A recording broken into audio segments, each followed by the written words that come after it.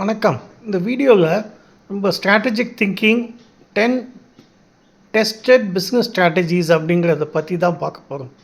இந்த 10மே ராபர்ட் ஏ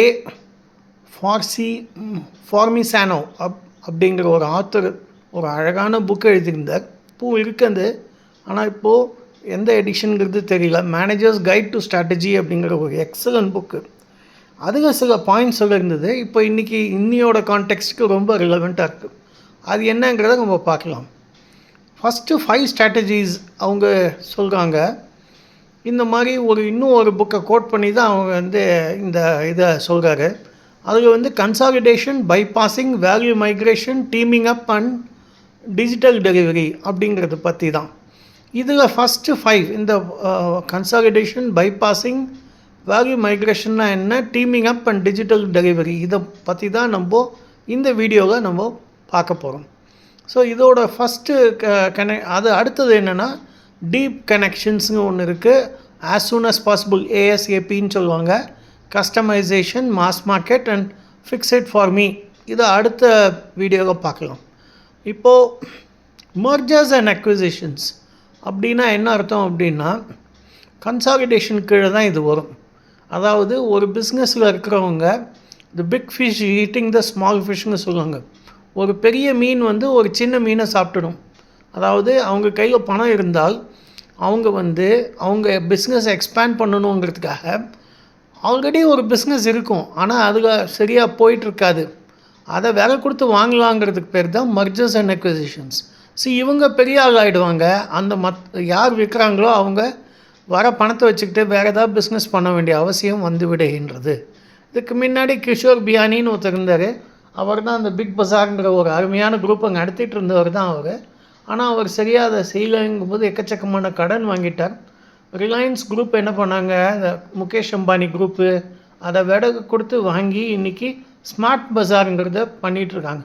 அதே மாதிரி தான் சிமெண்ட் இண்டஸ்ட்ரியில் எல்லா கம்பெனியும் குட்டி குட்டி கம்பெனியாக தான் இருக்கும். ஆனால் சில மேஜர் கம்பெனி 2 இருக்குது. ஒன்று ஆதித்யா பிர்லா குரூப்பு, இன்னொன்று அதானி குரூப். இவங்க எல்லாரையும் வாங்கிட்டு இருக்காங்க. கொஞ்சம் போகிற போக்க பார்த்தா இப்போ India cements Aditya Birla group வாங்கிட்டாங்க. அது அல்ட்ரா டெக்குன்னு சொல்லுவாங்க, அது வாங்கிட்டாங்க. அதானியும் வாங்கிட்டே இருக்காங்க. இது 2 குரூப் தான் ரொம்ப பெரிய குரூப்பாக இருக்கும். மற்றதுலாம் சின்ன சின்ன கம்பெனியாக தான் இருக்க போகிறது. அடுத்தது, இங்கே particular group and organisation may also decide to enter a new business in one way or the other.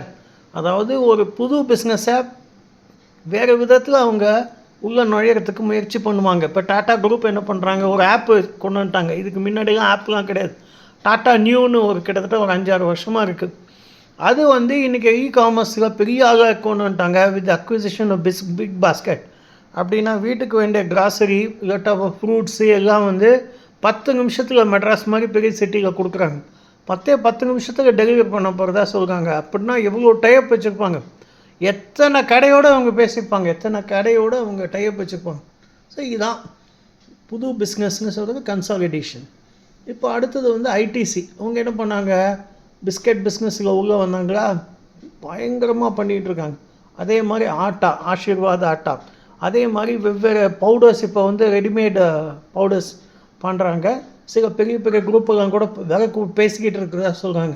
அதுலேயும் உள்ளே பூந்துருவாங்க. ஸோ ஒரு காலத்தில் என்னென்னா வெறும்னே டொபாக்கோ சிகரெட்டை மட்டும் விற்றுட்டு இருந்த கம்பெனி ஐடிசி இன்றைக்கி வெவ்வேறு பிஸ்னஸில் பண்ணுறாங்க. சோப்பல்ங்கிறது ரொம்ப ஒரு பிரமாதமான ஒரு கேஸ் ஸ்டடி. அதை தயவு செஞ்சு நீங்கள் எல்லோரும் எம்பிஏ பிபிஏ படிக்கிற ஸ்டூடெண்ட்ஸ் எல்லாருமே தெரிஞ்சுக்கணும். ஐடிசியோட சோப்பல்னால் என்னன்னு கூகுளில் போய் போட்டிங்கனாலே வரும் நிறையா. அவங்க ஃபார்மர்ஸ்ட்டை இன்ஃபர்மேஷன் டெக்னாலஜி, அட்வான்ஸ்டு இன்ஃபர்மேஷன் டெக்னாலஜியை கொடுத்து அவங்களே கஸ்டமர்ஸ் ஆக்கின ஒரு பிரமாதமான கேஸ் ஸ்டடி தான் இந்த சோப்பல். அடுத்தது என்ன, பைபாஸிங் அப்படின்னா நம்மளுக்கு தான் தெரியும், ரொம்ப தெரிஞ்ச எக்ஸாம்பிள் தான் இதெல்லாம். அமேசான், மீஷோ, இந்த மாதிரி நிறைய வந்தாச்சு. வீட்டுக்கே நம்ம இது பண்ணுறோம். பேடிஎம் அண்ட் கூகுள் பே, பேங்கிங்கே போக வேண்டாம், பேங்க்குக்கே போக வேண்டாம், எல்லாத்தையும் பேடிஎம்முகையும் கூகுள் பேலையும் முடிச்சுக்கலாம் அப்படிங்கிற ஸ்டேஜ் வந்தாச்சு. அதே மாதிரி தான் இன்றைக்கி ஃபண்ட்ஸ் இந்தியான்னு இருக்குது. அது மூலமாக நீங்கள் எந்த ஷேர் வேணால் வாங்கலாம். க்ரோ அப்படின்னு ஒன்று இருக்குது. இந்த மாதிரி புதுசாக வந்தாச்சு, எல்லாம் வந்தாச்சு. அதாவது கையில் பணமே இல்லாமல் கேஷே வேண்டாம், எதுக்கு எடுத்தாலும் பேடிஎம்மும் கூகுள் பே வச்சுக்கிட்டு நம்ம வாழ்க்கை ஓட்டலாம். ஏன்னா காய்கறி கடைக்காரங்க கூட வந்து பேடிஎம்மும் கூகுள் பேயும் கொண்டாட்டாங்க. வேல்யூ மைக்ரேஷன் என்ன அர்த்தம்னா, ஒரு ஆர்கனைசேஷன் அவங்ககிட்ட இருக்கிற ஸ்ட்ரென்த்ஸை வச்சுக்கிட்டு ப்ராடக்ட்ஸோ இல்லாட்டா கஸ்டமர்ஸையோ இன்னும் ஒரு ஏரியாக்குள்ளே புரிஞ்சு they will create value.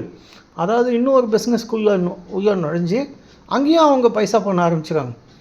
Many Indian organizations, for example, have huge facilities for subcontract manufacturing or spare parts of mobiles, automobiles, mobile phone இதெல்லாம் பண்ணுறதுக்கு சப்கான்ட்ராக்ட் மேனுஃபேக்சரிங்னா என்ன அர்த்தம்னா, அவங்க டெக்னாலஜியை கொடுத்துடுவாங்க, இவங்க வந்து அதை பண்ணி கொடுப்பாங்க. இந்த மாதிரி எக்கச்சக்கமான கம்பெனிஸ் இருக்குது. கோயம்புத்தூரில் இருக்குது, மெட்ராஸில் இருக்குது, ஹைதராபாத்தில் இருக்குது, இந்த மாதிரி நிறையா இருக்குது. ஈவன் ஃபார்மாவில் கூட இருக்குது. இப்போ ஐசிஐசிஐ அண்ட் ஹெச்டிஎஃப்சி பேங்க் என்ன பண்ணாங்க, அவங்ககிட்ட இருக்கிற நாலேஜ், எக்கச்சக்கமான நாலேஜ் வச்சுக்கிட்டு மியூச்சுவல் ஃபண்டில் பூந்து விளையாடுறாங்க. அதே மாதிரி தான் ஸ்டேட் பேங்க் ஆஃப் இந்தியா, அவங்களும் வந்து டேலண்ட் பைப்லைன் அப்படின்னு ஒன்று இருக்குது. ஸோ அந்த ஒரு லேட்டன்ட் பைப்லைன்னா டேலண்ட் பைப்லைன், அதை வச்சுக்கிட்டு அவங்க நல்ல பெரிய ஆளாக வந்துட்டாங்க. ஸோ இந்த ஸ்டார்ட் அப் ஜெனரேஷன்னா என்ன ஆச்சு, ஒரு புதுசாக வந்து ரெவல்யூஷன் கொண்டு வர அளவுக்கு புதுசாக என்ன பண்ணாங்க, ரூரல் மார்க்கெட்டிங், கிராமத்து பொருளாதாரத்துக்குள்ளே வந்துட்டாங்க. Best of IT professionals are also giving a fillip to tourism by encouraging the online availability of range of services. கேரளாவில் போய் பார்த்தீங்கன்னா எக்கச்சக்கமான ஸ்டார்ட் அப் கம்பெனிஸ் வந்து டூரிசம் உள்ள வந்து நிறைய ஐடி ரிலேட்டட் ஒர்க் பண்ணுறதுனால டூரிசம் இண்டஸ்ட்ரி பயங்கரமாக டெவலப் ஆகுது. இப்போ டீமிங் அப், இது சப்ளையரோடு சேர்ந்து ஒரு பெரிய லாபத்தை பார்க்குறது மட்டும் இல்லை, எக்கச்சக்கமான கன்சாலிடேஷன் சொல்லுவாங்க. அதாவது இப்போ டீமிங் அப், டீம் மாதிரி பண்ணி அவங்க வந்து பிஸ்னஸை பிரமாதமாக கொண்டு வருவாங்க. இதுதான் டீமிங் அப். டிவிஎஸ் அண்ட் முருகாப்போ குரூப்புக்கு இது ரொம்ப ஃபேமஸ். இது டிஜிட்டல் டெலிவரி நம்மளுக்கு முன்னாடியே பார்த்தது தான். நம்ம எப்படி சாப்பிட்றோம், எப்படி நம்ம பிஸ்னஸ் பண்ணுறோம், இது வெளியில் போய் ஷாப்பிங் பண்ண போகிறோம், எல்லாமே டிஜிட்டல் மூலமாக வருதுனால சோஷியல் மீடியா வேறு வந்தாச்சு.